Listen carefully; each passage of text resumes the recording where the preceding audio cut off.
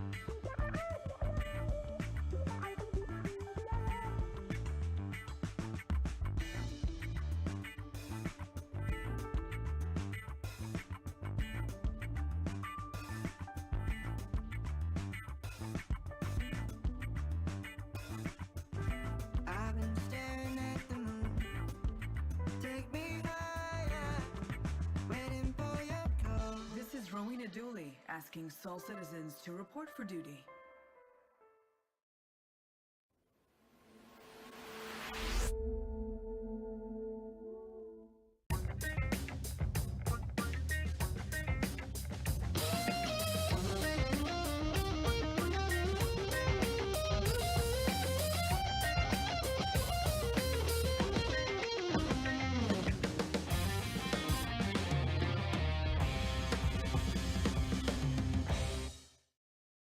And greetings, and welcome back to Soul Voices. I am GriffinGamingRPG, and we're back. It's 2023. It's a new year, new things happening with Star Citizens and the community. And hey, I'm glad to be back and have conversations with you guys. I hope you all are doing well. I hope you made it through the holidays well, and that the weather's good wherever you are, because we had some crazy weather.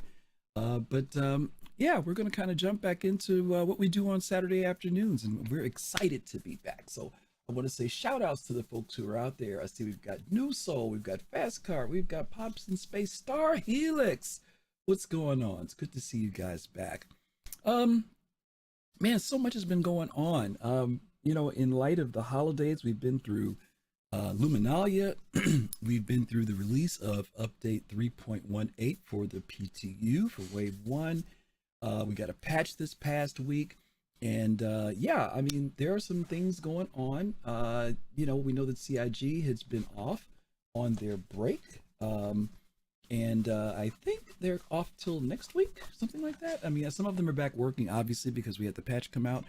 But as you guys know, usually the end of December, beginning of January, they're on break. Forgive me, I have a little bit of cold. And then they come back and have their brainstorming sessions where they get together and talk about what's going to be taking place for the next year.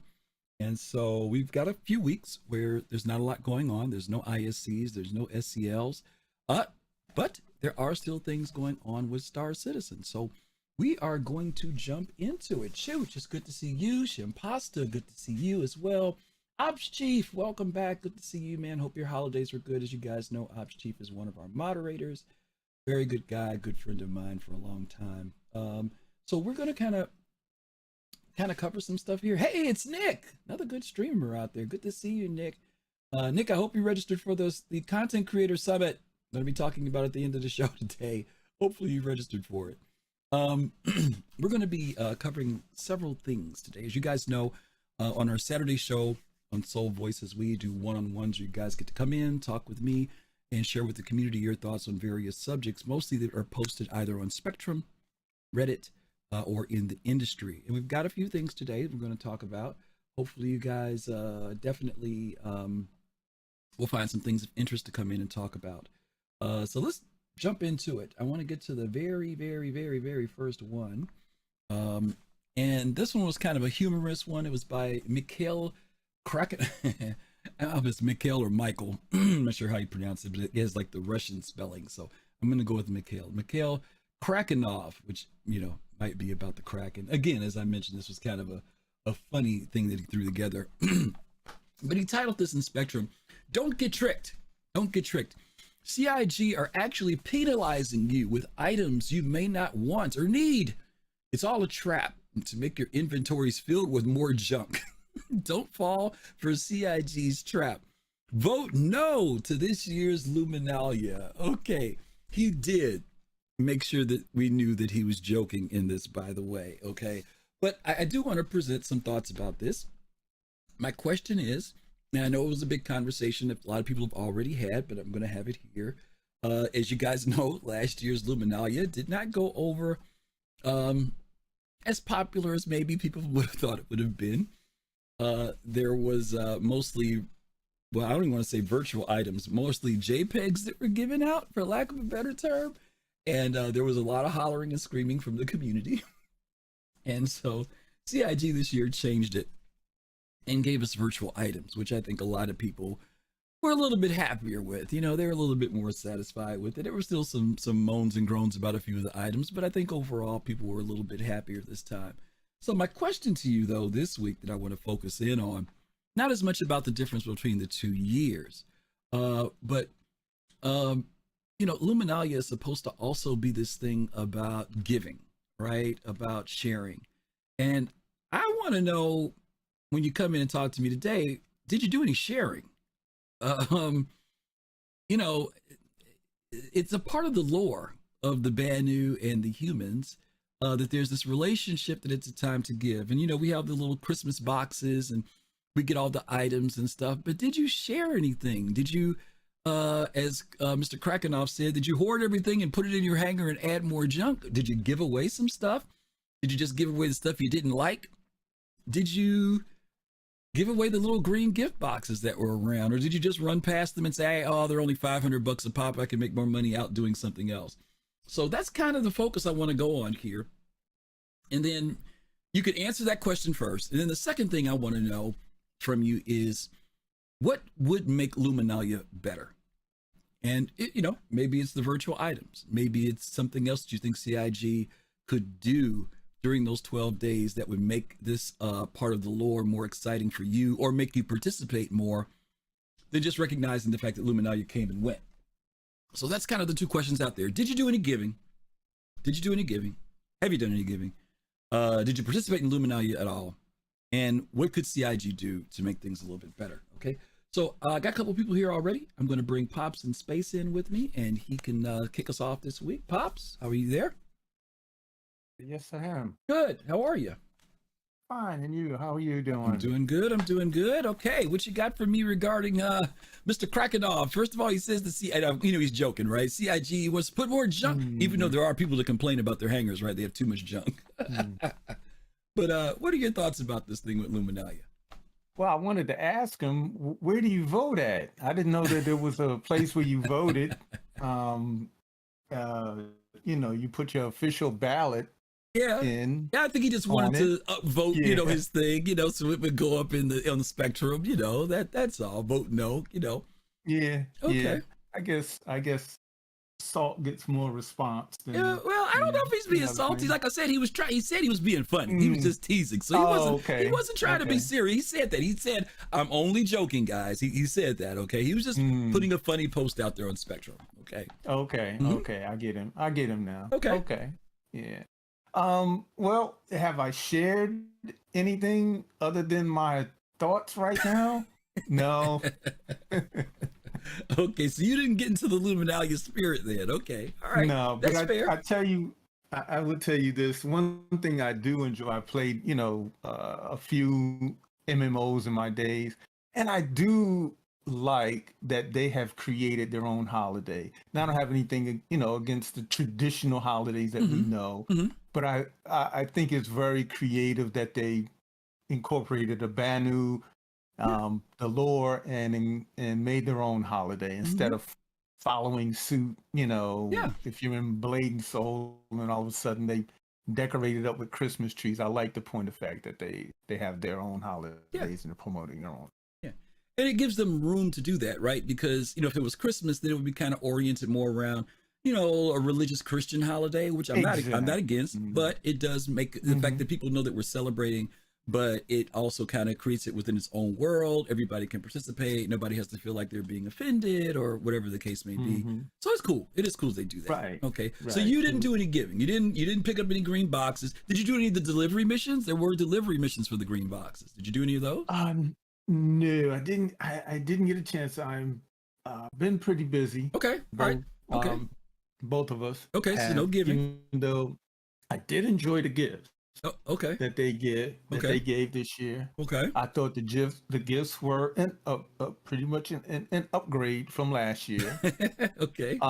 But in my opinion, free is free, and then we have to remember this: somebody is actually doing work, actually designing and crafting them and so on and so forth. So they no matter what they give us, somebody is putting thought through it and going through that work process. And I appreciate it. I appreciate it. Okay. All right. So let me make a stop real quick and give a shout out to Reload. Reload, thank you for those 5 gift subs.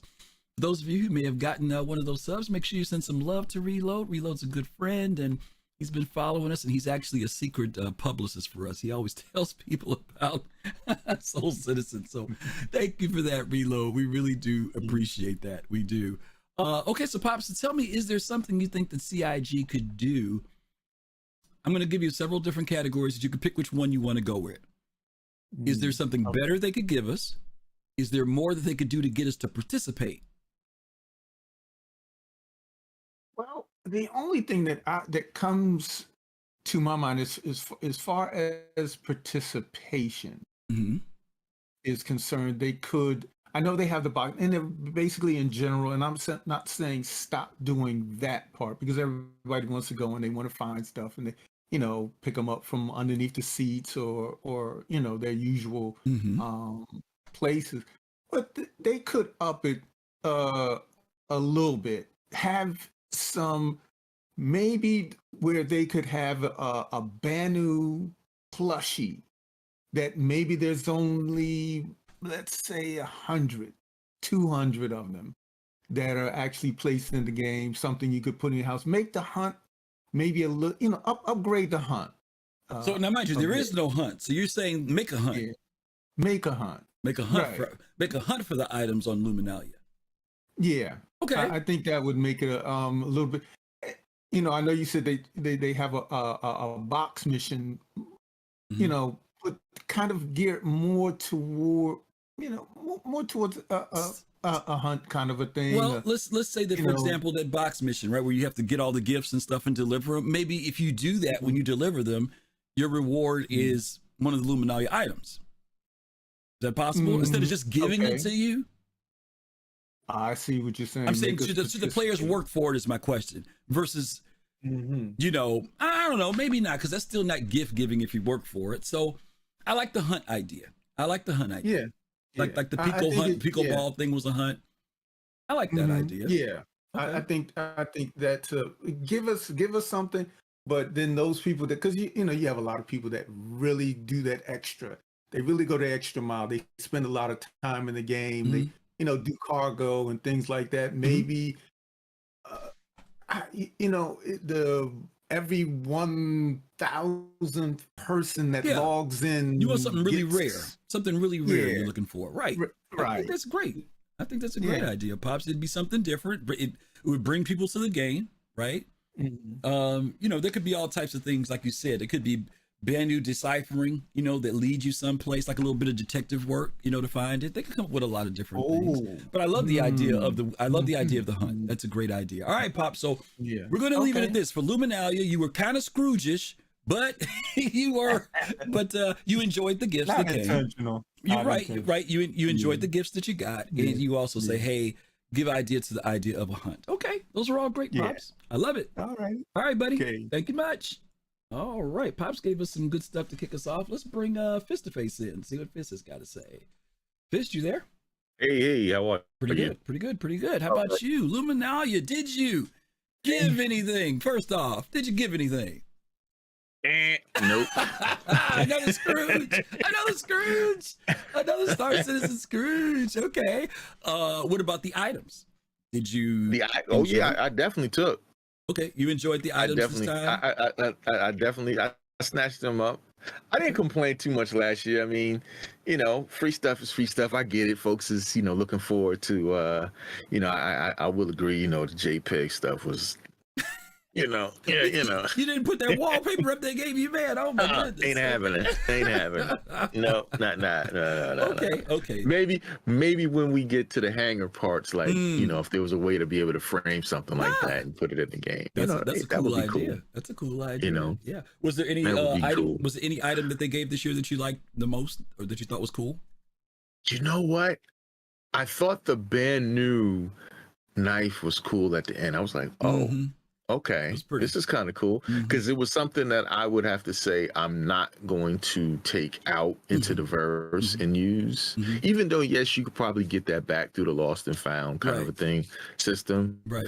But I would probably, if they had something like where you can put it in a trophy case in your hanger. Yeah, that'd put be it really there. Cool. Yeah. Do something like that because it looks very decorative. I like that idea. It is. I agree. It looks more like a ceremonial knife more than anything. Right. It's very cool. Very exactly. Cool. Exactly. So what would be your suggestion of what CIG could do to get people engaged more? Is there a particular item that you would like to see, like something? What could they do to get people? Those 12 days come up. What can we do is there anything CIG could do to make it more engaging? You know what though? I would have to say it. I'm gonna have to piggyback off of what Pops just said, which I have to agree with. Is like you do that scavenger hunt, but except remember when we saw in the not this year's CitizenCon, but the last year's CitizenCon where they showed the pyro video and they showed the artifact. Right now, I don't know if that's brand new or not or anything like that, but you can put like some type of artifact out there in a verse that's worth, quite a bit of penny. Have folks go out there and try to find it, have it at different, locations, maybe in some tucked away cave somewhere or something like that, or some wreck that's unknown. Okay. You could do something like that. I like that. Artifacts, very rare, expensive.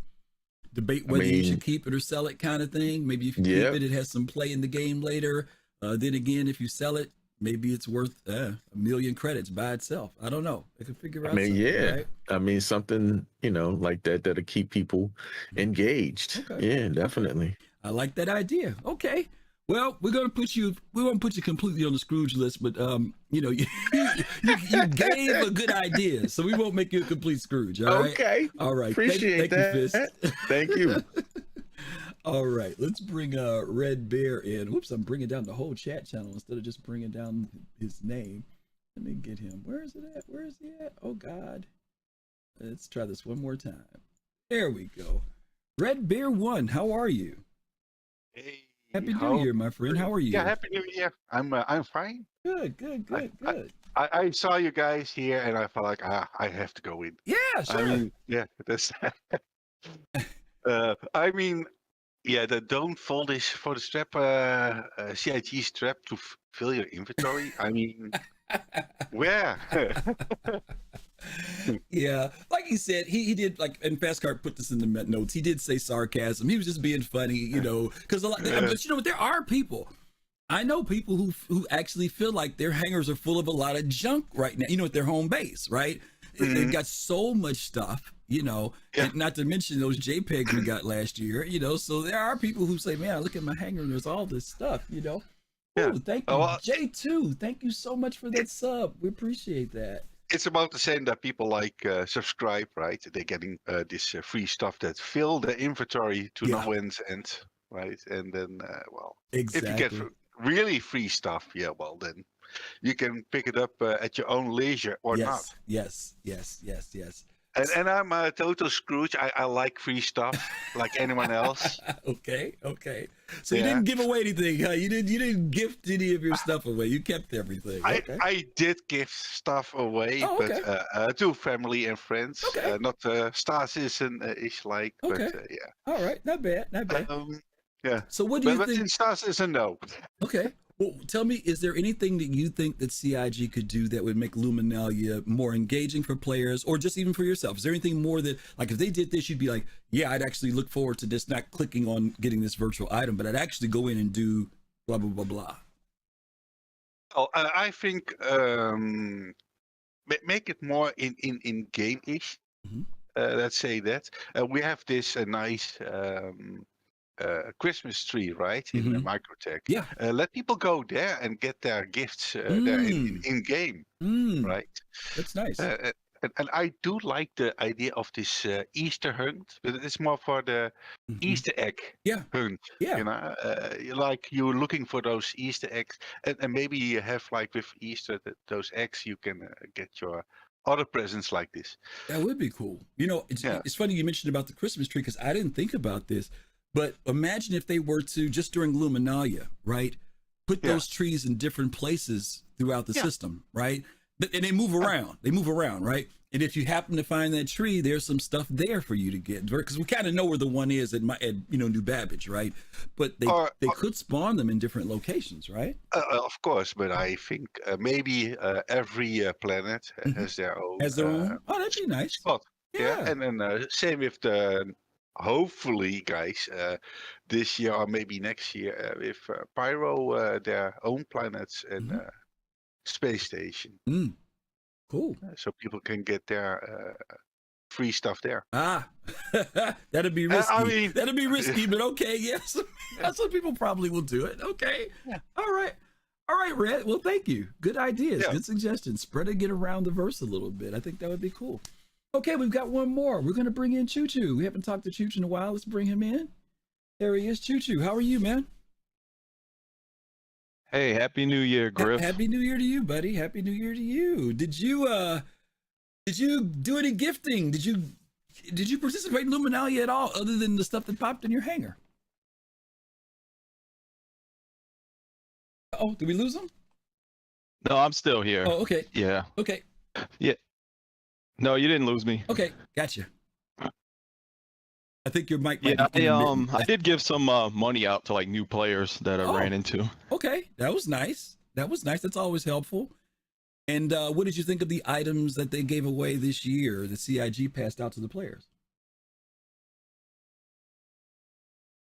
I think Chooch's mic is what's doing. I think he's clipping. That's what's happening, because I know he's still there. Yeah, you're clipping a little bit. Try one more time for me, Choo. Yeah, we're losing your audio because you were kind of intermittent and staticky for a second, so you may want to check your audio. Just give him a second, see if he can figure out what's going on.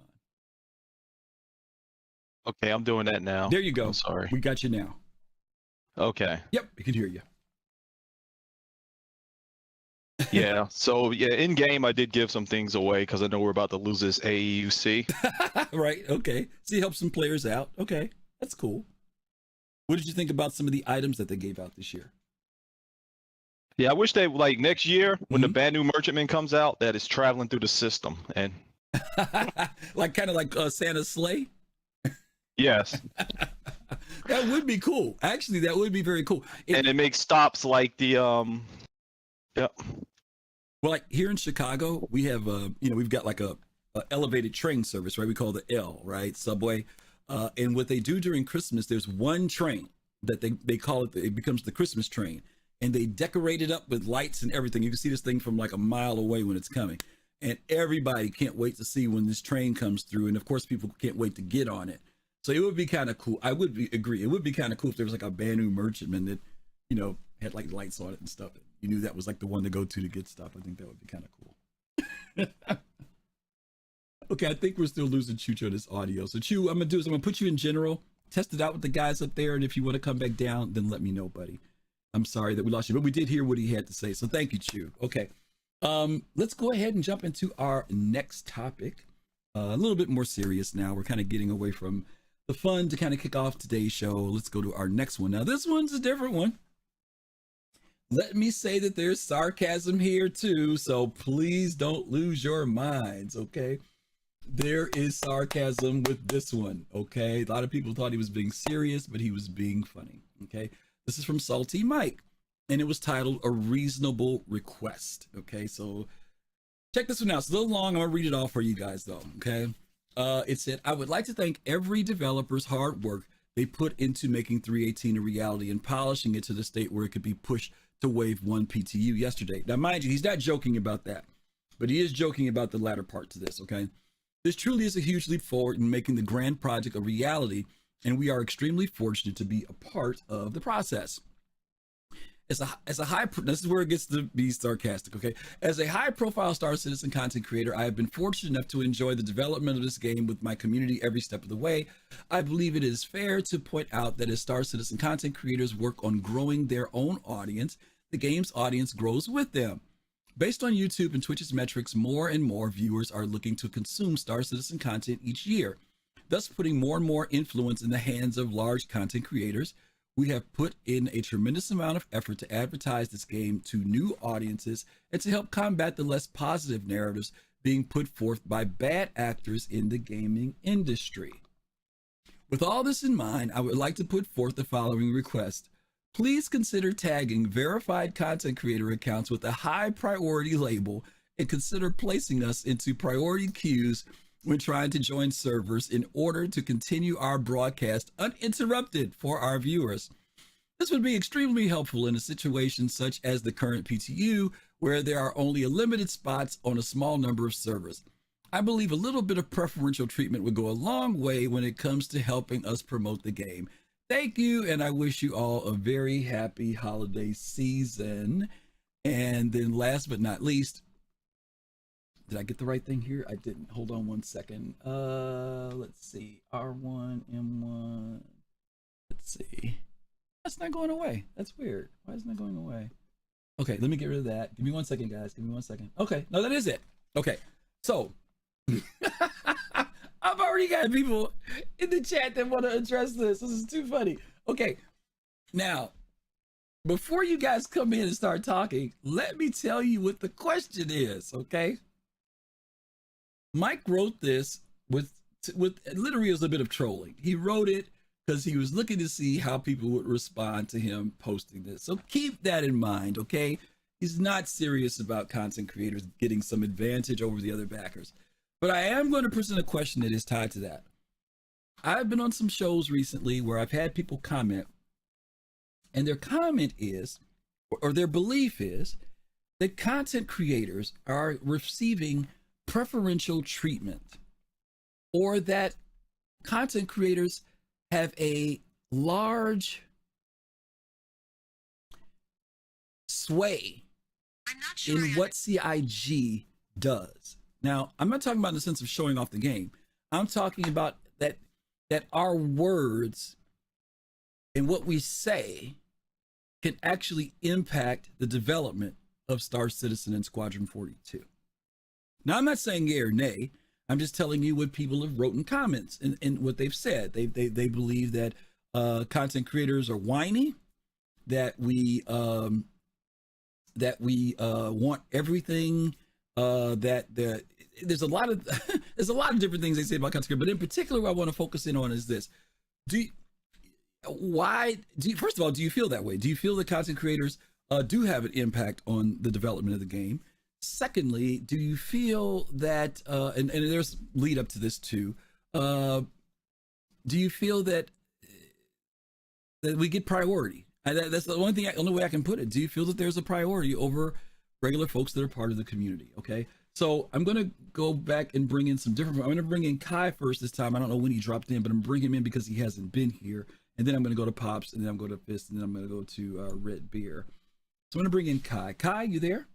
Hello, brother. How you doing? Hey, man. Happy New Year. I haven't had a chance to talk to you. How you doing? Happy New Year to you and your family. Thank you. And to all the Soul Citizens community. Thank you. Appreciate that. So, okay, I'll address your specific point, but I do have another point with regard to Mike, and I will phrase it civilly and respectfully. Cool.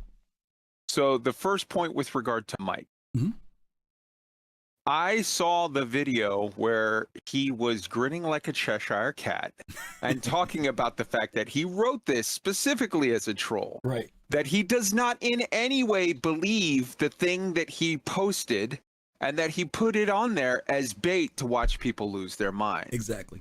I would like to state with respect and love and decency for my fellow man that is in and of itself poor behavior. If you're writing something that you don't believe and you're putting your name to it as a lie, intending to cause anger and upset in other people, I feel like it might be a good idea in this new year to re-examine how you go about things and maybe look to, because SaltEMike makes some really good observation.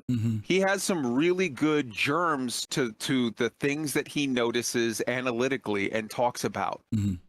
But I feel that sometimes he might be pushing an agenda of a certain sort, or might be attempting to exert his influence in a way that is not particularly helpful.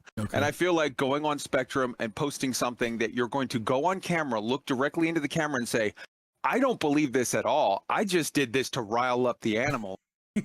That isn't great. So I'll say that. Okay. With regard, I will in his defense say he actually believes entirely the opposite of this. If you take him at his word in his video, he said, please, for the love of God. He's like, some people were posting like, Mike's right, we should give content creator. And he was like, no, don't do that. Please don't do that. That's a bad idea.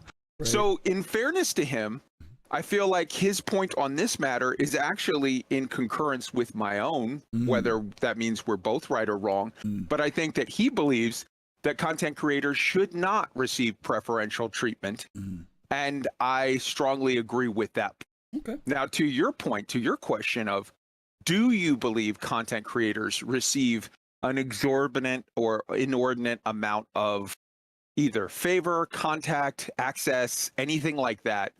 I strongly believe that they do not. I believe that Evocati gets a lot of access, but the people that are jealous of Evocati and saying like, how come they get to play with stuff first? They don't understand how much work it is to be. I would never want to be Evocati. That is a lot of work. I don't have the time for it in my life. I play too many other games, and I enjoy Star Citizen as a sometime thing here and there. So I don't believe. I believe that this game has a constituency of one. It's not sold out to EA or Activision or Microsoft. There's no board. There's no marketing department. There's not that has power. There is a marketing department, to be sure. Right. But this game has a constituency of one. What makes Chris Roberts happy? And the people that have signed on to this, I believe by and large, are saying, hey, this guy, for all of his flaws, is this mad game genius. He's a Willy Wonka of video games, and he's going to make his shit. And I trust that the stuff that gets him excited is the stuff that I want. I believe that anyone who thinks that anyone other than Chris Roberts has any power whatsoever, with the exception of Sandy Roberts, but I like her, so I'm okay with it. Obviously, a man's wife is going to have, unless he's an idiot, a man's wife is going to have some sway. The man is the head of the family, but the wife is the neck, and the neck can turn the head any which way she wants. But other than that, as far as content creators or the marketing department or backers or investors or anyone else, nah, everybody else sits back and watch what Chris does, and it'll be what it is. Okay. By the way, I think that's a great point that you made, and I think you should definitely trademark the meme. Chris Roberts is the Willy Wonka of gaming. I think that's like the perfect label for him. I think that is so on point. All right, Kai, thank you so much, man. Appreciate it. Love you, brother. Be well. You too, bro. Take care. Listen, I want to give some shout outs, and I'm sorry I missed it earlier, to Shimpasta. Thank you, Shimpasta, for supporting as always, and Standard Dev, thank you as well. Is that I don't know how to pronounce this, KXING, Alvin, thank you so much for the follow as well. And J2, thank you for the resub as well. Appreciate all you guys. We really, really do. And Fastcard, you subbed too. I can't believe it. You actually subbed. You actually know about us. Thanks, guy. Okay, let's go ahead and bring in the next person. We're going to bring in Pops in space. Pops, you there? Yes, I am. Yeah, Pops, what you got there?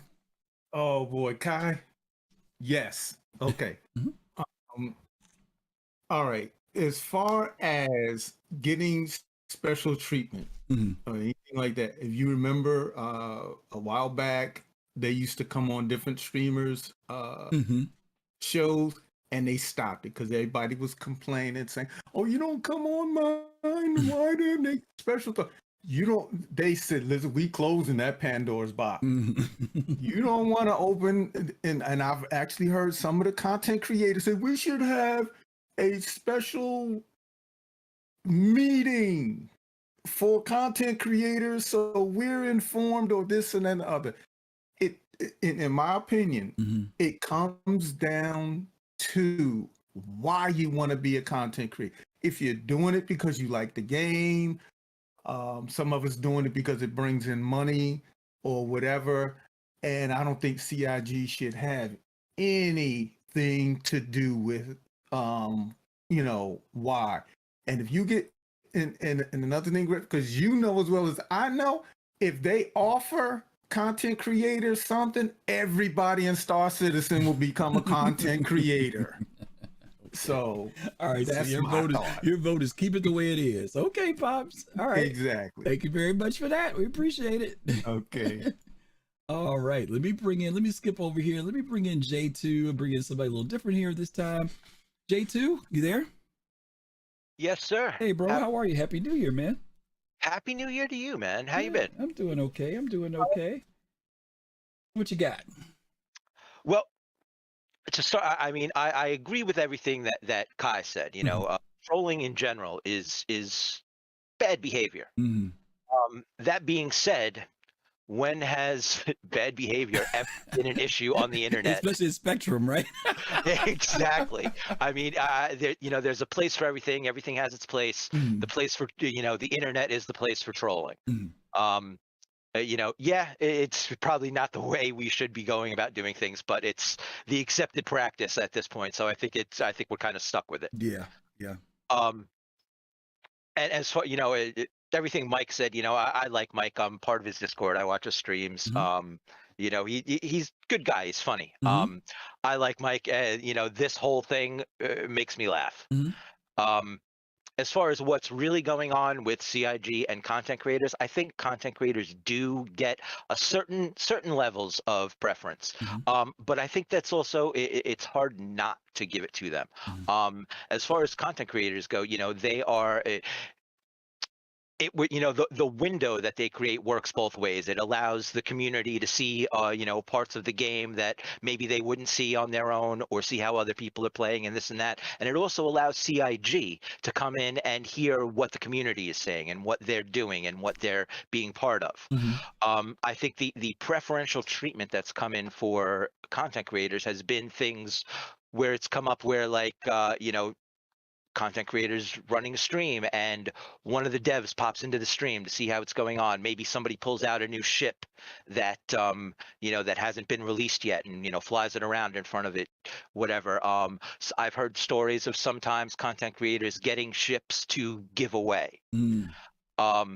Things like that. It's sketchy. That there's a real fine line that you got to walk, but I think a certain amount of it is unavoidable. Just because, like I said, the window that content creators create goes both ways, so it's not only for us looking at them, it's for CIG looking at us.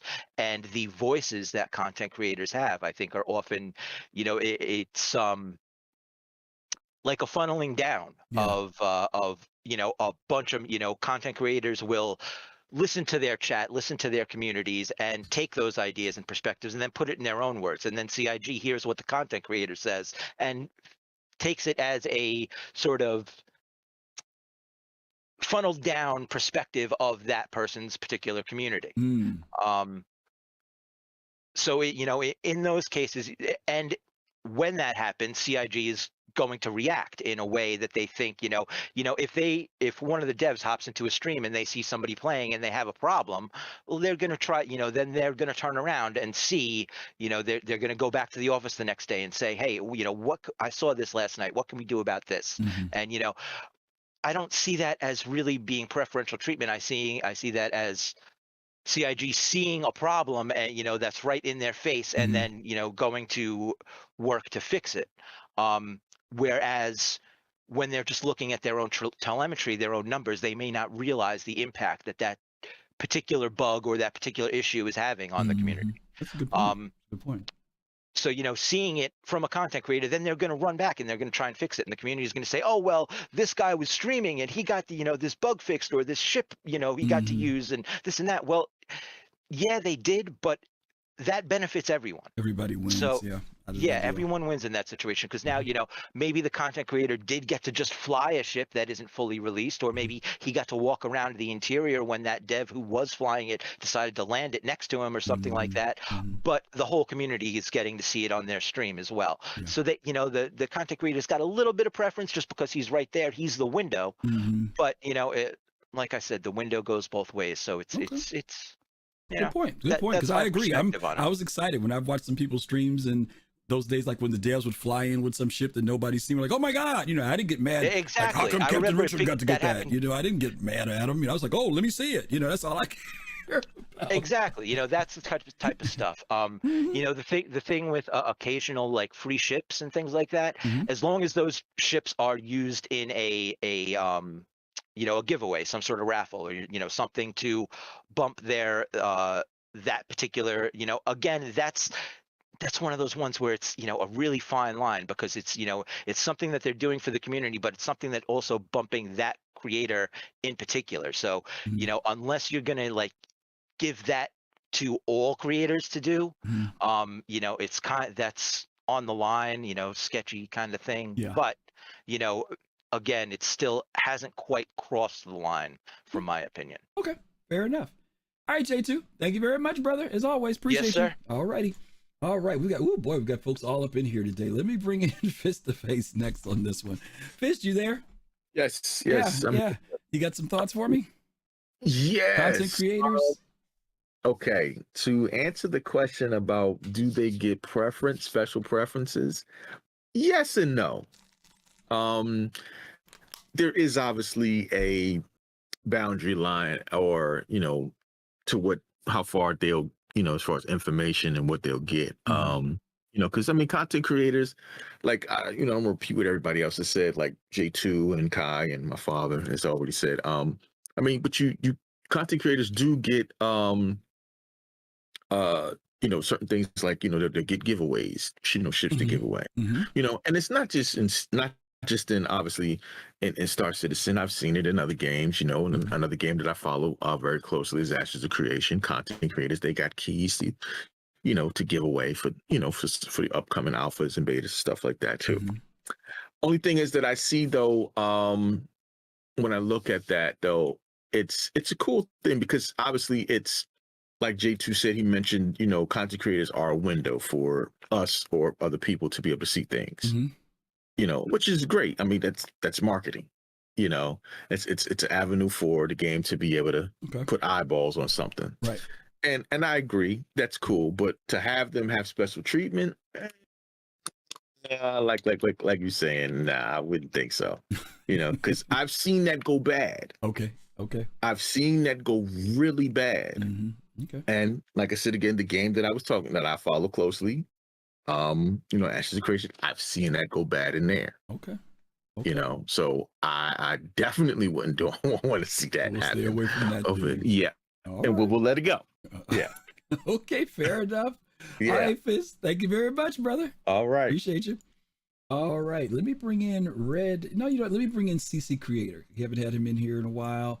And then we'll bring in some other folks here. Let me get my chat thing working right here, because it's wanting to act dopey. Give me 1 second here, guys. And there's CC. CC, you there? Hey, Griff, how's it going? Hey, how are you? Happy New Year to you, man. Happy New Year's. I want to intersect you a little bit before you start, and hopefully I don't redirect you too much, because everybody seems to agree that we don't want to give too much, or don't feel that there's a lot of priority going to them, just a little bit of preferential treatment for marketing and advertising purposes. But here's my other question I asked that nobody has really addressed too much, and that's, do you feel content creators have impact or influence on the development of the game? You're not redirecting me at all. That's kind of the question I logged in to answer. Cool. I think that if we look at, everybody's been noting within the last 6 months to a year, the amount of content creators that have been coming in with major following and how that's affecting the bottom line for CIG. I think that if we acknowledge that, we also have to acknowledge that content creators do have an influence over the game and how it shapes out. So do I think they get preferential treatment? No. Do I think content creators have a larger amount of influence over the game and the sentiment in the community behind the game? Absolutely. Interesting point. Next week, CC, we're going to be having it's the first time, as far as I know of, we're hosting a content creator summit, and it's going to be streamed next Saturday, and we're going to open it up so that all the participants can stream it on their channels. So we're not going to be exclusively streaming it. Anybody who participates, they can stream it, so their viewers can hear what they think and their thoughts about, Star Citizen, right? And that's going to be one of the challenging conversations that we're going to have is, to what level do you feel you as a content creator, first of all, do you think you have any influence?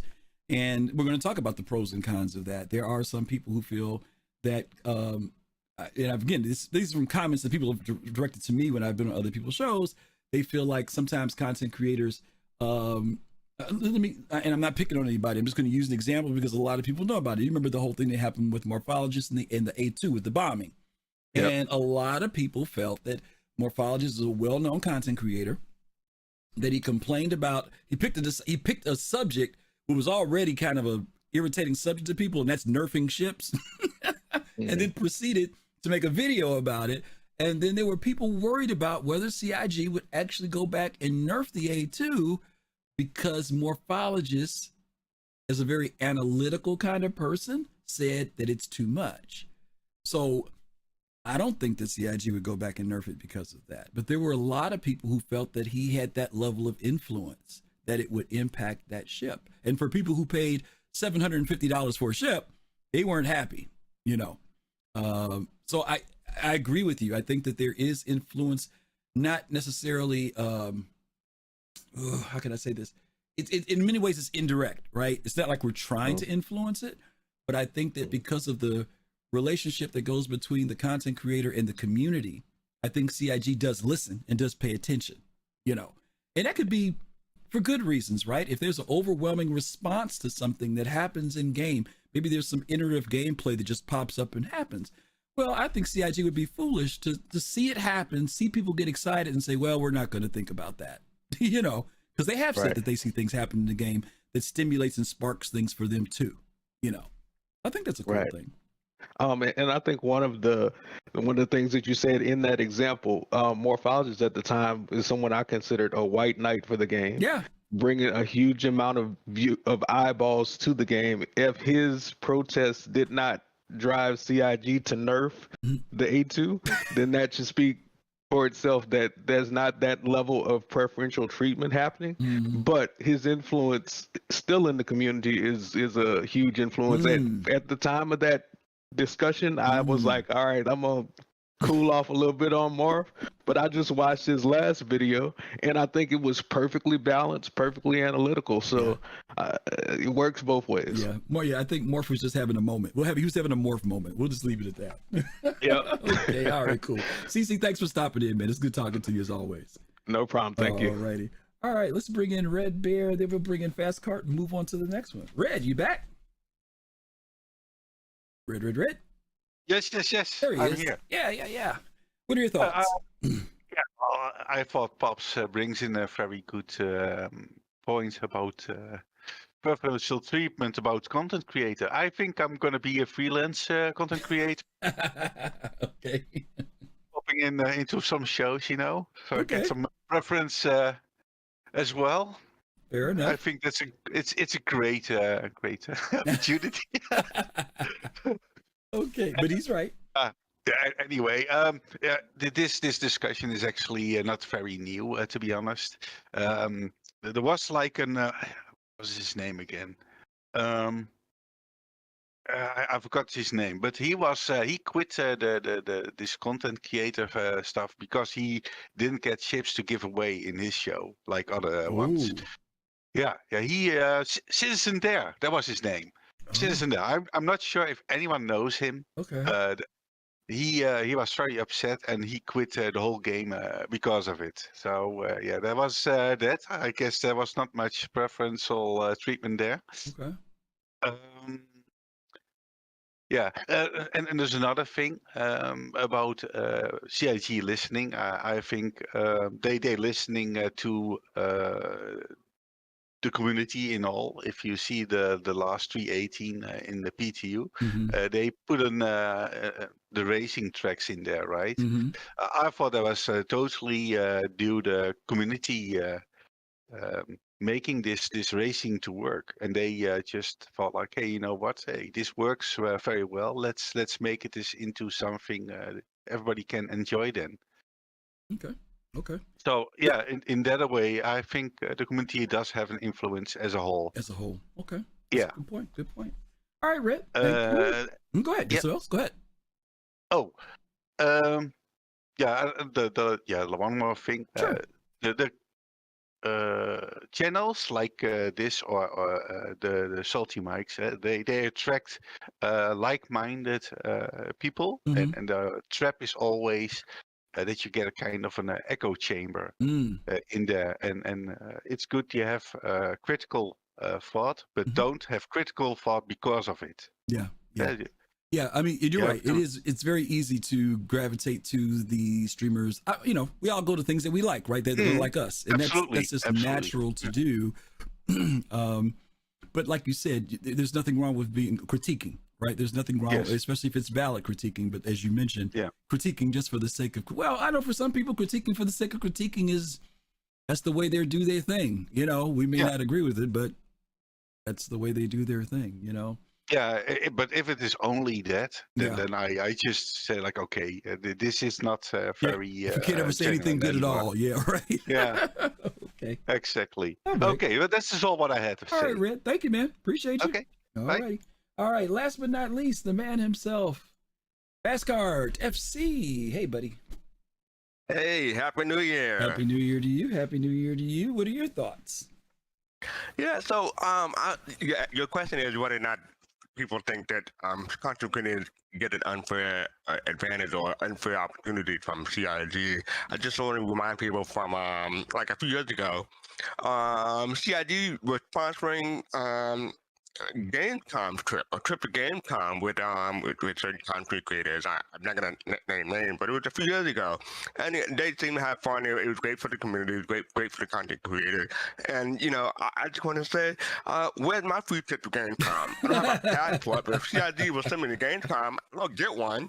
So yeah, but and also there was this big blow up about certain content creators not getting a free PC build for them. I don't know if you remember that. Oh yeah, I remember. And yeah, so basically my point is there's a whole lot of drama between not a whole lot, but some drama when CIG did certain things for certain content creators, and I think they backed off of that in recent years. Yeah. I mean, yes, partly because of COVID, but I don't know if they're gonna do that again for Gamescom again. Yeah. I think that they're past those years of doing that at this point. I think because that was we're talking about going back to 2015, something like that, 2016. Yeah, 2016, 2015, 2017. And I think that at that time, that type of CIG was much smaller, even as a company. Yes. And to be able to bring in players, and I think their whole intent was, it's very easy to put devs behind the computer and show it off.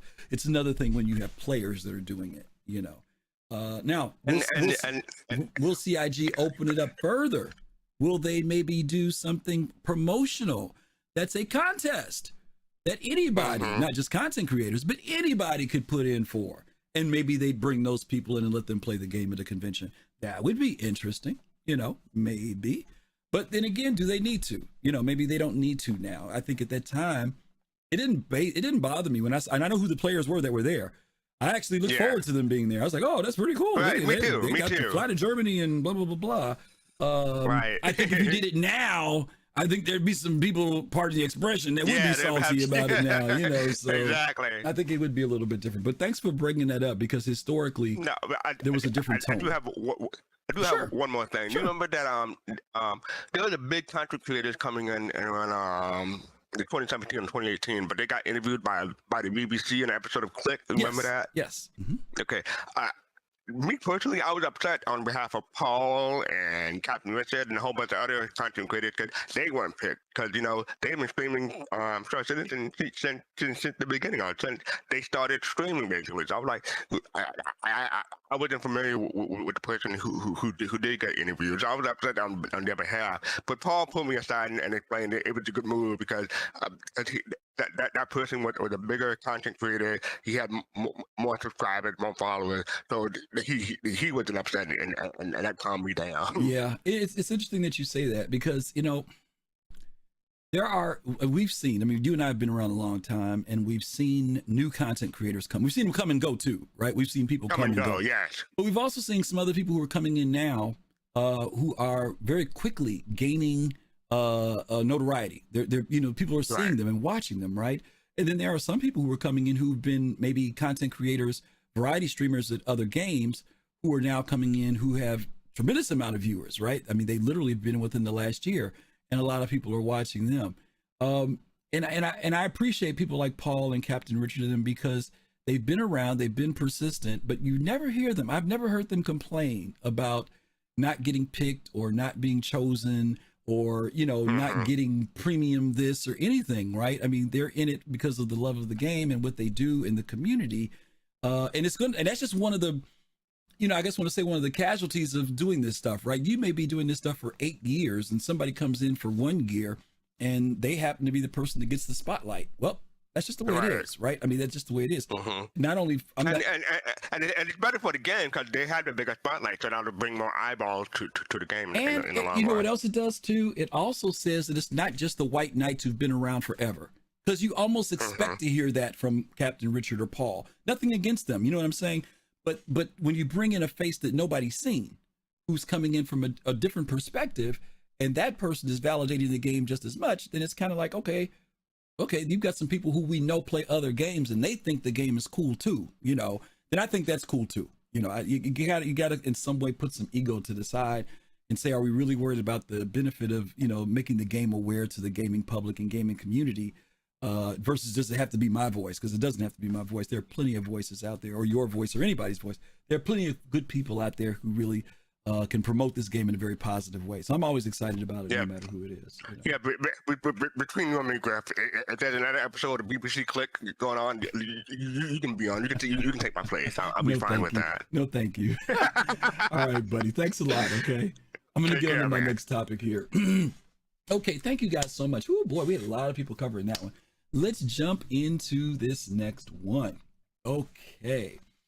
This one is from, I don't know how to pronounce his name. I want to say it the American English way, which is provocateur. But then I also want to say provocateur, but I'm going to say provocateur because that's what I'm going to go with right now. The title of this one is I Hate Mining by the provocateur. Here we go. First of all, I want to preface this with the fact that I normally love mining in space games. I've been playing EVE since 2008, always done mining in manufacturing and research. I love mining in Star Wars Galaxies. I love mining in Elite Dangerous. Also, I'm running a ship, so no upgrades, and I'm fully aware that an upgraded prospector will make things easier, but there is no reason for it to be this punishing, even in an upgraded ship. Everything in Star Citizen is dependent upon the server. So if you're on a very bad server, there will be no build up and then suddenly it'll spike, making it very hard to find and adjust the intensity sometimes. Not to mention the server must wait for your input, then process it, then send the new information back to you into your UI. That's regarding server lag. That was regarding server lag. I'm sorry. Damage. I'm perfectly fine with there being risks to mining. I think there should be. But it instantly is disabling your ship regardless of shield, reactor upgrades, size of the rock or chunk. There is no excuse for it to be this stupid. It's a huge design flaw, only exacerbated by the next point. No repairing of components. I would be fine with my ship getting disabled if we could repair it. Even if it was a very basic system to do minimal repairs in the field, at least we'd have an option. Now, either Alt-4 in anger or respawn and spend another good 20 minutes to start a new run. I want to like it, I like the idea that you can help each other mine with Big Rock, but this iteration of mining is quite honestly the absolute worst I've seen in any game. It's so inconsistent and poorly balanced. I get that economy isn't a big focus at the moment, which is fine, but they could at least make it so that at not 80% of the materials are literally worthless. I'm sure it'll improve. I've tried to like it, but I just can't. It hurts me since I normally love everything industrial in space games. That's my rant over. Now to shoot some stuff, I suppose. Okay, so I want to see what your thoughts are about this post, because I do have a direction I'm going with this. So I'm going to go bring you guys in. I'm not going to give any preface to it, and I'll just kind of hear responses that you guys have. So let me bring in Pops in space. Pops, you there? Yeah, yes, I am. Yeah, Pops, what you got? Well, I think he starts out in one direction saying, it's, mining is, not in a good state. Then he kind of changes up at the end and kind of, I kind of hope they fix it. Okay. I know when I first, and this is from my perspective, when I first started playing the game, and me and my son did a lot of mining. That was all we did. Mm-hmm. And then I kind of came into the realization, because I was the same basically saying, "Oh, this isn't working. That don't work." But then I talked to some people, and you, and a couple, and it brought me down to reality. Even though I'm trying to stay away from the word game, because it kind of gives it a different perspective. It is a test environment. And I remember being on one of the moons of Microtech when they first came out. We were mining, and I understand what he's talking about, the lag, and this didn't work, and that didn't work, and we got to the point where we said, it just can't be done. Okay. So I moved over and stopped playing the game to get that satisfaction of getting the money at the end. I moved over in the game of, let me see the state of the game. How's it working? Let me learn the game. Let me learn mining so that I'm up on mining. When something changes, I'm there and I understand the change. Let me, kind of get a little leg up and see which direction they're going. That was kind of more that. So I eliminated the kind of frustrations for me. Okay. Out of what is going on when things don't properly work right. Okay. All right. Yeah. Fair enough. So you think it's kind of just him have his perspective of where the game state is the issue, is what you're saying, basically. Yeah, basically that's what I'm saying. Okay. You All know, right, cool. his perspective. All Okay. right. All right, Pops. Thank you much, man. All right. All righty. Let's bring in Red Bear 1. Red, you there? Yes. Okay. Yeah, and in a way, he gives it away already. I mean, he's talking about repairing the stuff, and he's a bit too early with his suggestions. Because, of course, we're getting in the next patch somewhat of a repair, but only hull repair. It's this components repair, I guess, will be later on in the game when repair is more fleshed out. Okay. So, yeah, and for the server ticks, yeah, we all know that the server kind of dictates how well we do with mining. So that's also a thing that's going to be hopefully solved in the future. I mean, like Pop says, it's an alpha still. It cannot be speed up as much as they want to be, right? We can just put on more money, but it doesn't mean it's getting solved that quickly. Well, so we have to wait for that. And in the meantime, he can try actually salvage now. I mean, he can do like a lot of without being blown up. Yeah. Okay. So, all right. Okay. Thank you very much there, Red. Appreciate that. Yes. All right. Couple more thoughts here. Let's bring in J2. J2? Hello, sir. Hey, yeah. Any thoughts about this person's thoughts on mining, the state of mining? Well, yeah, they're not really about mining. All the things he's complaining about here are basically larger game problems that are affecting him through mining the way he's playing it. But server lag, that's huge. That's the entire game. That's not just mining. The damage thing. I don't think he's like I don't have that problem. I have I've blown up rocks and damaged my ship, but I can't remember a time that my ship's been fully disabled. Right. Maybe he's too close, or maybe he's not, managing his thing properly. Because you can, the more that red bar goes up, the bigger the explosion's going to be. So, you can kind of mitigate those things. At least I've been able to. Hasn't been an issue. I mean, he's not wrong with any of the things he says. They're just not really about mining. All his complaints are valid. They're just they're larger problems than just the way they affect mining. And I mean, I totally agree with him in the fact, like, I've played dozens of sci-fi/space games over the year, and in the majority of them I have gravitated towards industrial style play, mostly with mining. All the games he mentioned, I've played all the way back to Galaxies, and I loved mining in every single one of them. And in my opinion, mining in Star Citizen beats them all. It is head and shoulders above what any of those other games are offering. And it's just the game itself that is presenting a problem to mining. Okay. Mining in Star Citizen is a very it's got some depth to it. There's some detail. There's some actual thought behind the gameplay that goes in, other than just pointing your ship at a rock and pressing the button, which is what most other games offer. There are some things that he had listed here that made me go to exactly what you said. There's some things I thought like maybe he didn't completely understand about how mining worked in this game. I could be wrong. Maybe he hasn't very clear, but there were a few things here that was kind of like, it sounds like you don't understand everything about mining in this game, but I could be wrong. But that's a issue I see a lot in Star Citizen in general, where people will, complain about something not working, and it's not, it is working. You just don't understand how it's working.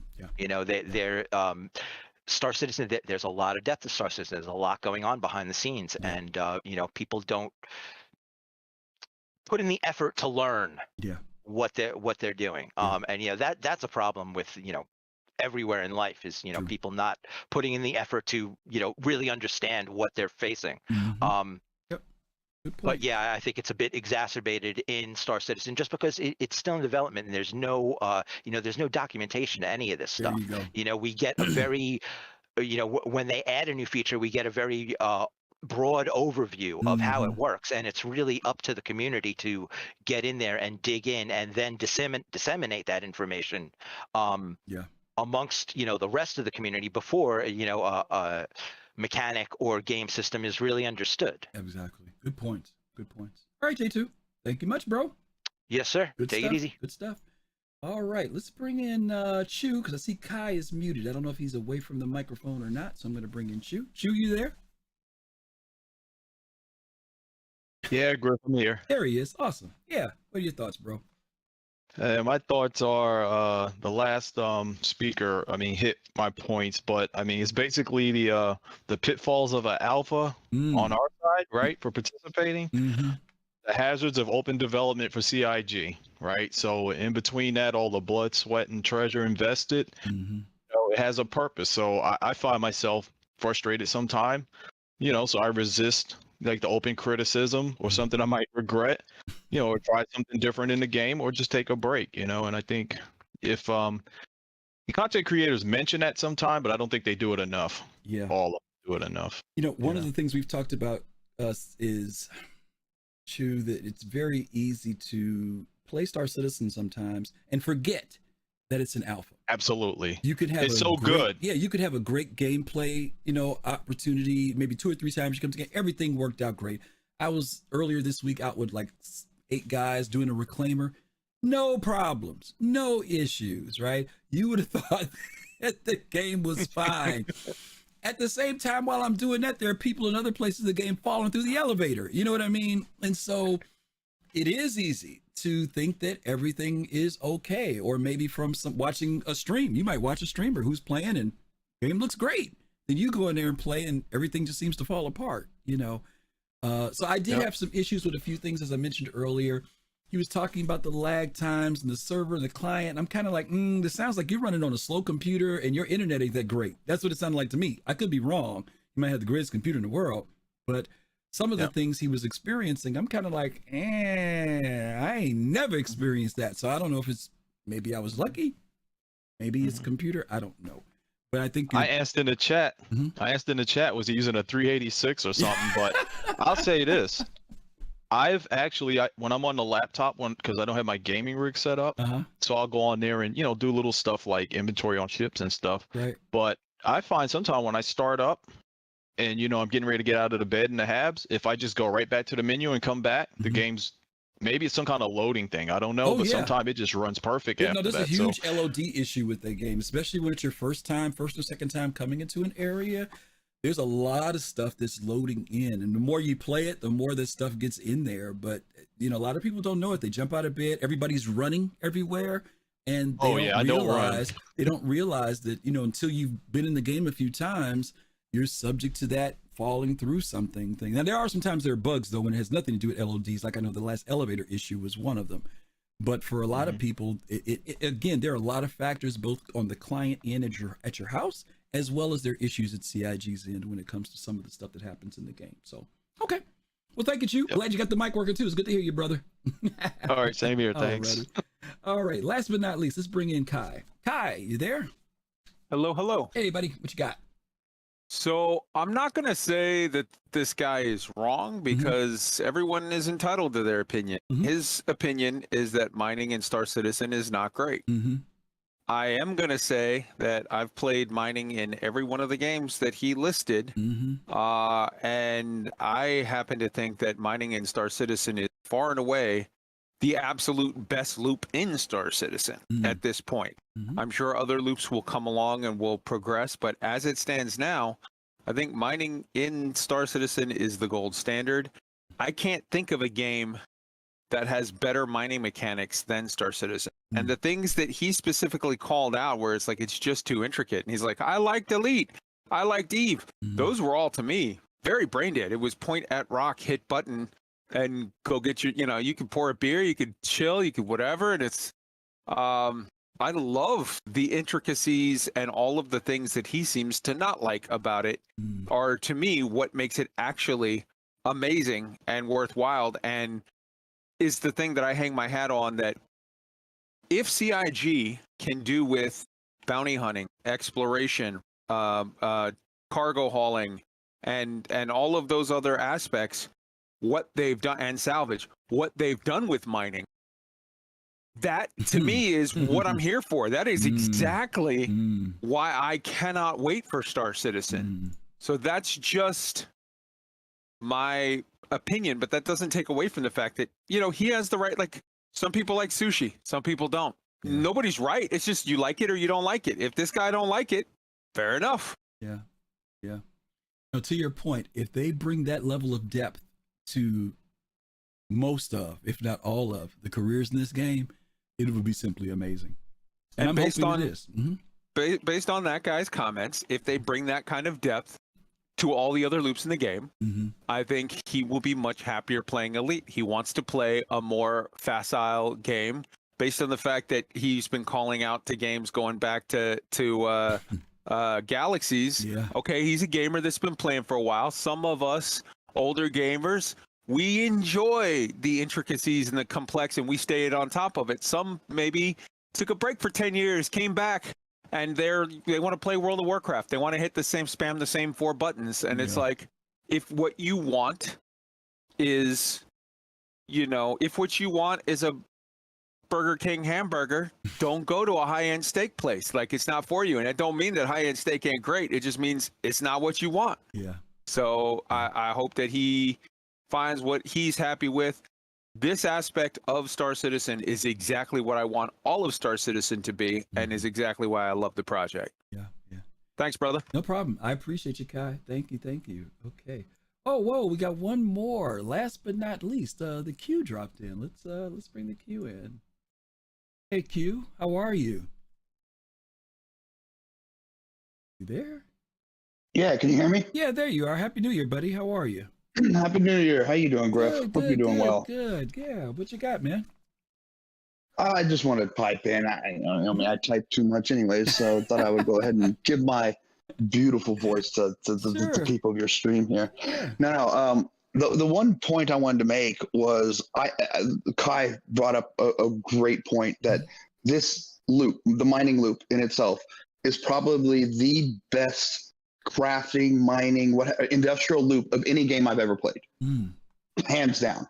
The intricacy is there without the monotony. I can't say that's true for things like the Vulture right now, but we're in T0. Right, okay, right. So let's leave it at that. Okay, we're at T0, and mining T0 wasn't all that great too. If you guys have been playing around, so it will evolve and it will get better. The one complaint that I see from new people, this is new people entering the project, is the problem is every single penalty in this game is death.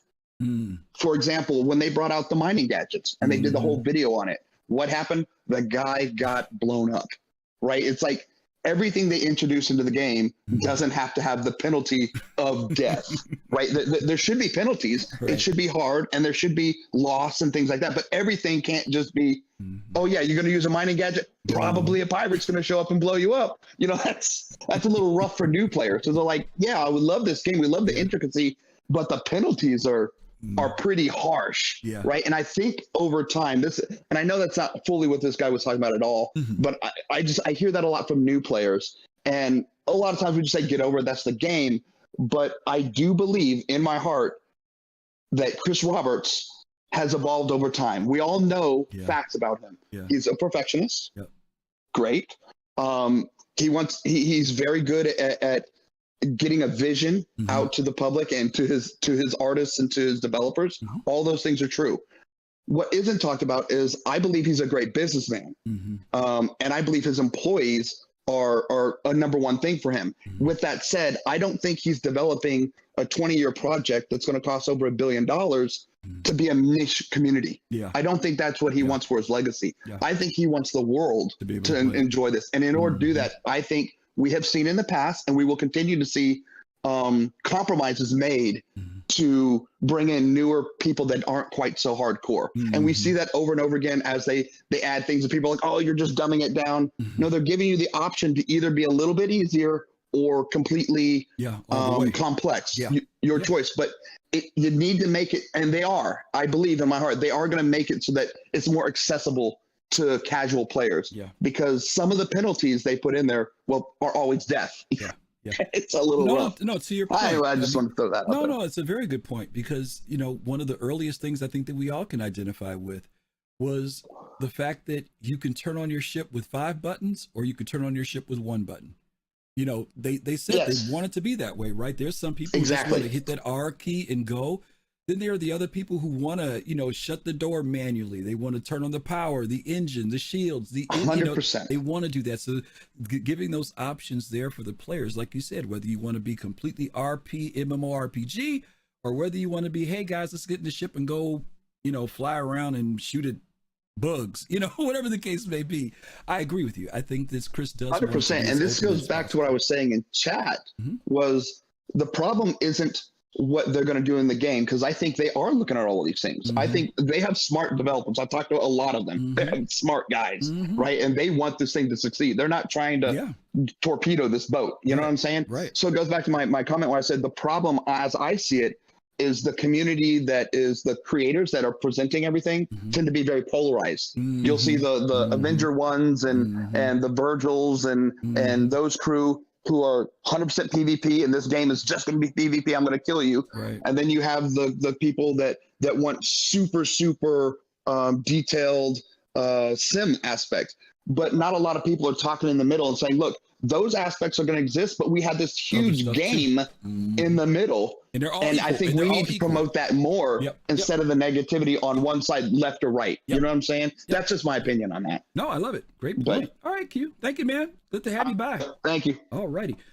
Okay, that was great. Man, it's good to have Q. We haven't had him by here in a little while. We'll have to get him and his wife back on the show. Okay, last thing for the day. Because, oh yeah, we're doing okay on our time. Now, this one's a little tricky, guys, so I'm just giving you a heads up. The very last one that we're going to cover today is the letter from the chairman.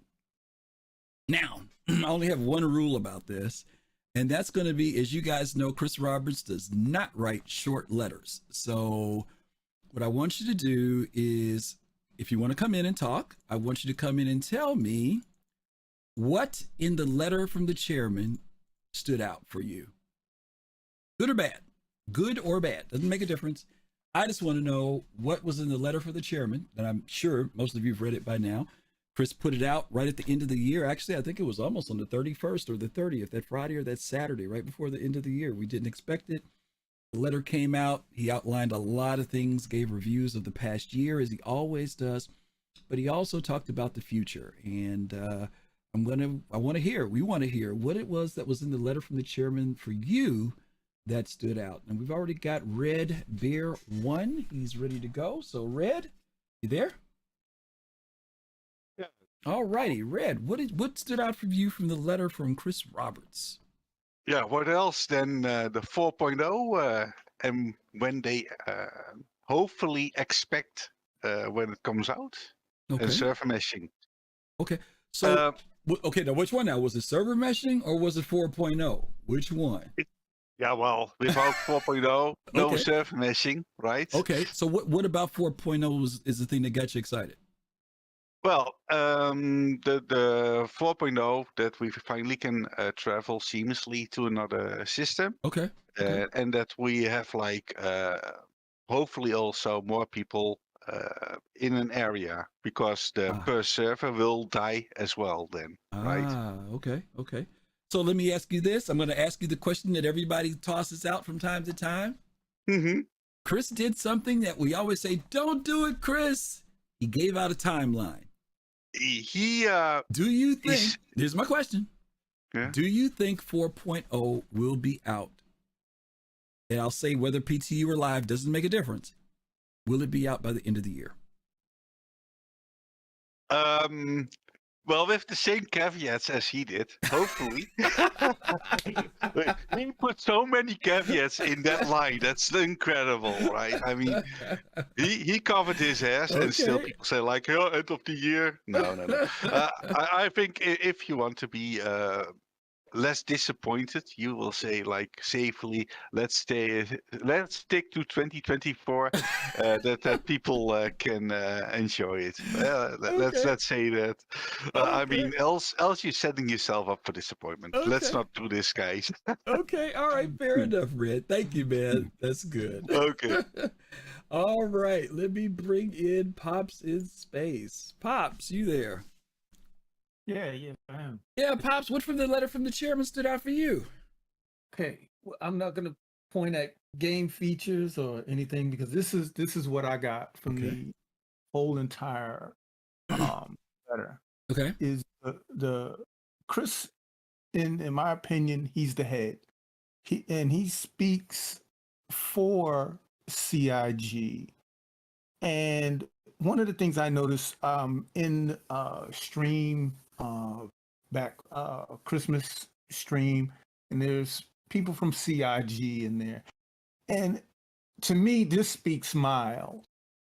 These people, and a lot of them, they spend their off time in streams, maybe not on a official capacity, but they in because if they're not passionate about the game, they're not going to come in somebody's stream to see and visit and listen. So to me, the main thing I got out of it was the passion that they're doing, and a lot of people, can throw this particular spice at them, but these people, I see, they have passion for the game, and that's what I see from Chris Roberts. I don't want to say it that this is his child, as a living being, but this is his child as far as something he's creating, and he has a lot of passion. You hear he's a perfectionist, and these are the things that I hear when he speaks. And I think the spillovers from that is he wants to give dates, and he wants to say this. He wants to give us encouragement and know that they're all trying, and that's really the overall picture. Okay, all right, cool. Thank you, Pops. Appreciate that.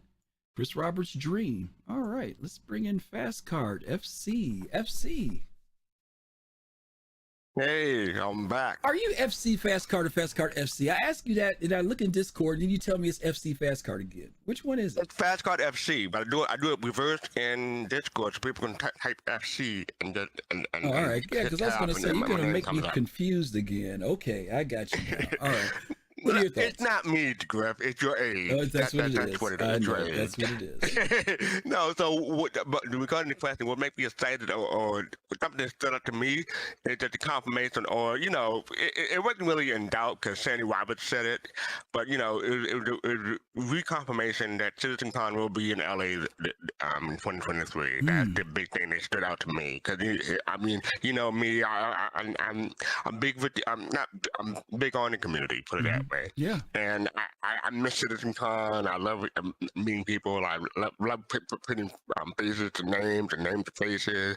And, so it's been 4 years for me since I've been to a CitizenCon. So that's what stood out to me from this letter. Okay. All right. Very cool. CitizenCon, something I think we're all looking forward to. And I know we're looking forward to getting to meet a lot of the people that are part of our community with Soul Citizens there. So I'm excited about it too.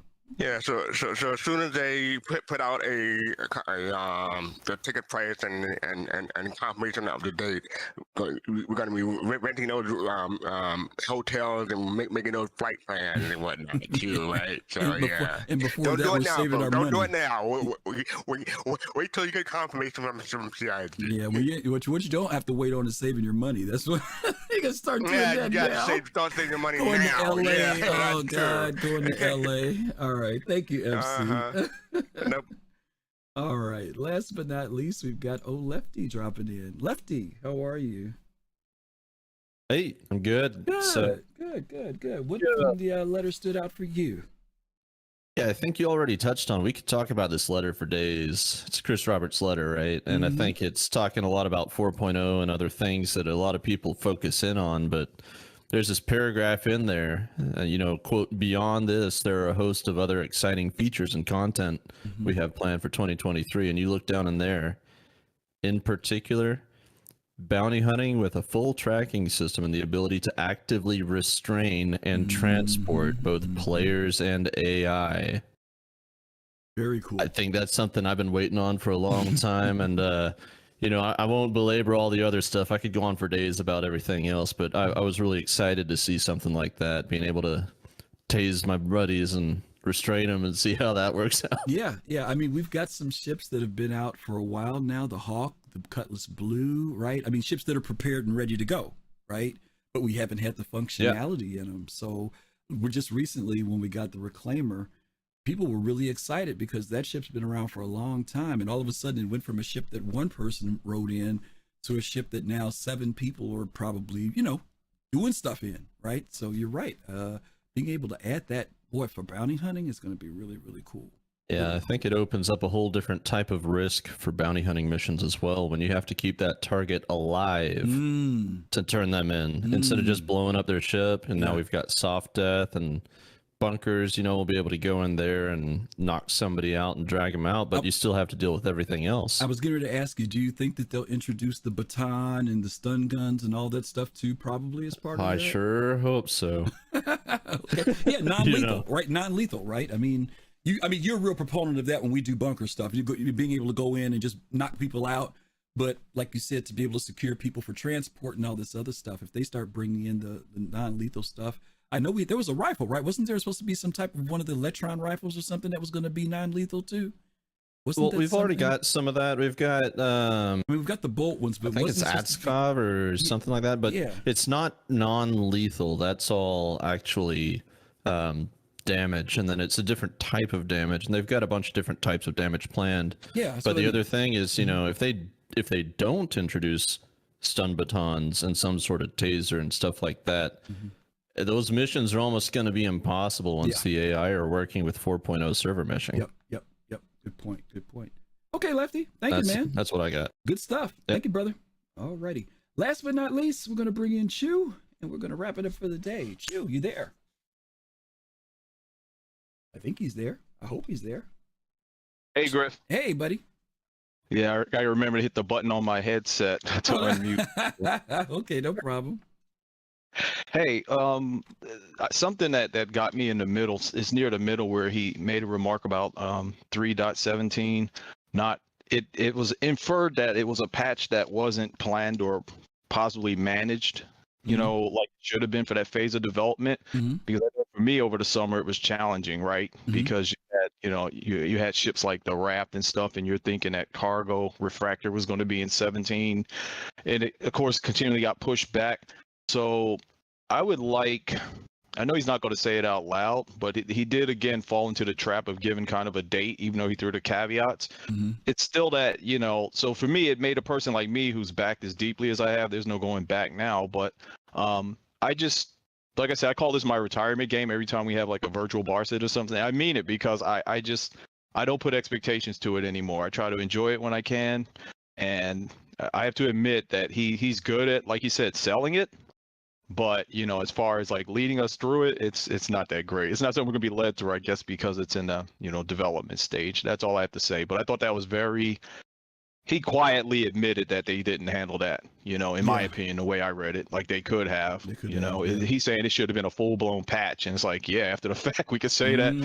And possibly the tools that they've developed have surprised them too, because they got some things in like the rivers and stuff. It seemed like it caught even them by surprise in ways, right? Yeah, and that happens, right? I mean, there are some times that things get introduced or come together quickly, better than expected, or maybe aren't even on the roadmap, and all of a sudden we get them in game, which is always nice, And I think sometimes it's easy to forget that when those things come in the game that we weren't expecting, and we don't often think about, wow, there was some things that we didn't even know was coming that all of a sudden we're doing it in the game. Let me ask you the question I asked to Pops earlier, I think, or Red. Do you think that we'll see 4.0 by end of year, whether PTU or live? Again, just like I just said, I don't hold any expectations, but I think it's definitely within the realm of possibilities just because of the unpredictability of this year.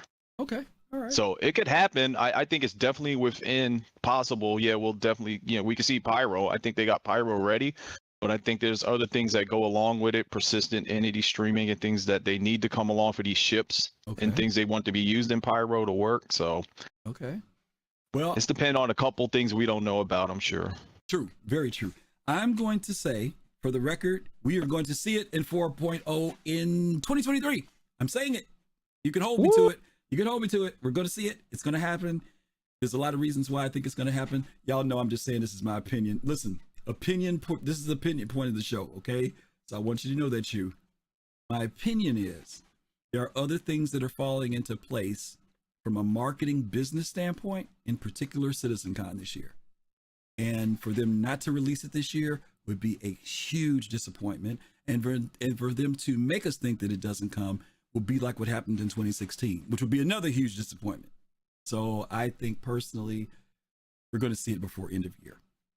If we don't have it, we may at least see it. Does that make sense? At CitizenCon, we may see it, but we've already kind of seen it. So I think we're going to get it personally. But that's my 2 cents. So I think the danger in that, Griff, is they attach too many features to that patch number. I agree with you. To 4.0. Well, yeah, to 4.0. It means a lot of things. Well, here's the deal. Sometimes we get patches where we get boom, like everything comes out, and then other time we get patches where it's like just the basics of it, right? All I'm saying is I believe is that we're going to get Pyro. Let me put it that way. I'll say Pyro. I agree with that 100%. I'll say we're going to get Pyro. I think we'll get Pyro. Whether all this stuff that's, like you said, supposed to be there, that's another story. But here's the deal. In order for Pyro to happen, that also means, from my understanding, server meshing has to be in a good place. And they've stated that PES was more difficult to do than server meshing. So if this is their biggest hurdle that they've had between the two, I would hope that within the year we would get into Pyro. And of course, if we're in Pyro, server meshing's in place. PES is much more refined, and then they can start. And I think people would be content with them adding things into that patch, 4.0, 0.1, 0.2, whatever the case may be.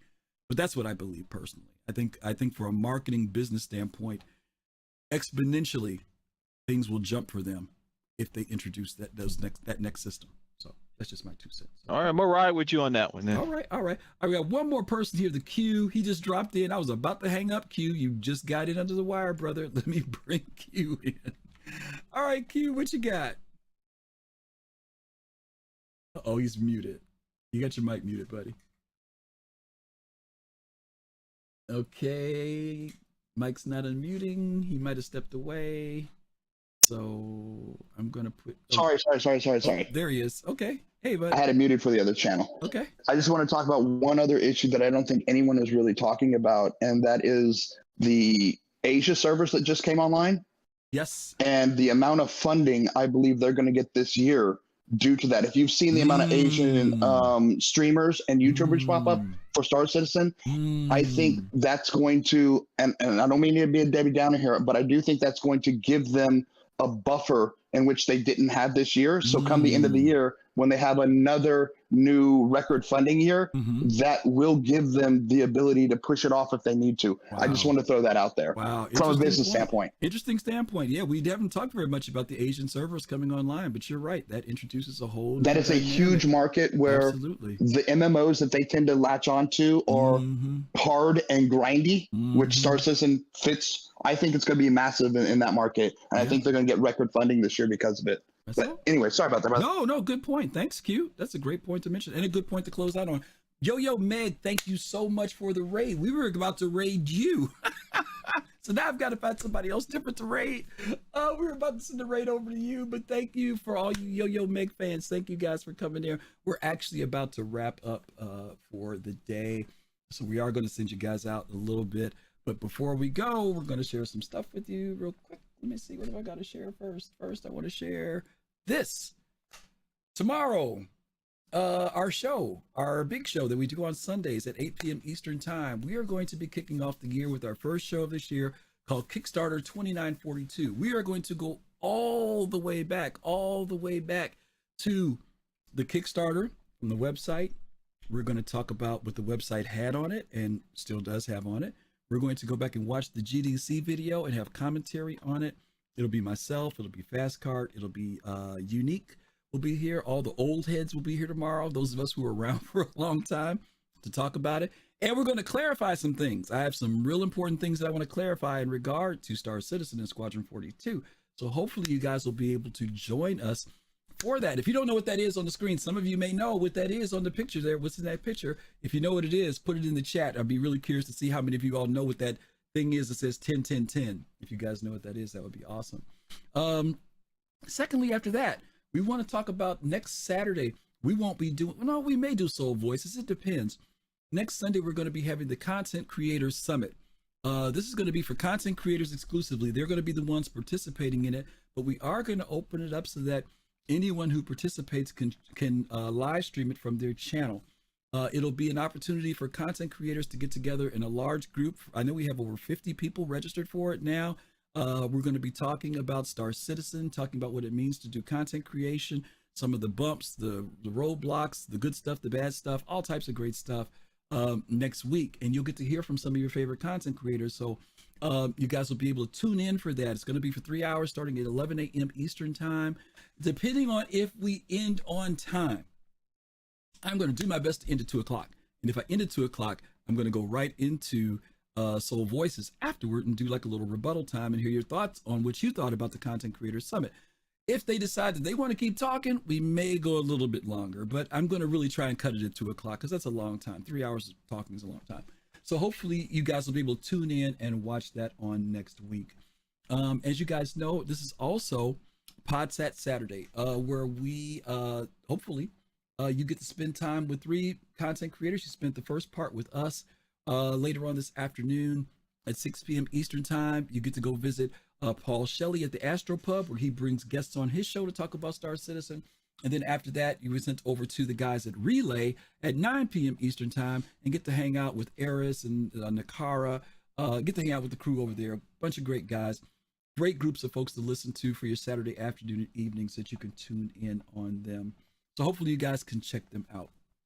Excuse me. Other than that, that is about it. We are getting ready to let's see who I got here. Yo-Yo Mag, Chooch. Okay, yeah, we're all set. Harvey M, thank you for that follow. Sorry I didn't get to mention you earlier, but thank you for joining us. For those of you who subscribed today, thank you. And for all of you guys who came back in our first week back, we really appreciate you guys being here. Hopefully you guys will be able to tune in on tomorrow once again for the Kickstarter show, 2942, 8 p.m. Eastern time. And you'll be able to come hang out with us, and it'll be a blast. It always is a blast. We are going to set you guys up for a raid. We're going to raid. Ooh, that is not right. Why did that pop up in there? We are going to set you guys up for, let's see, LAVANGFAN.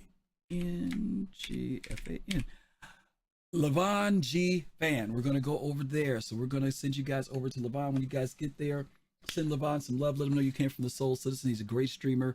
And we'll be looking forward to seeing you guys hopefully on tomorrow.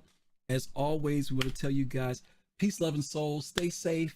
Take care of yourself. Stay healthy. And we'll see you in the verse. Take care and bye-bye.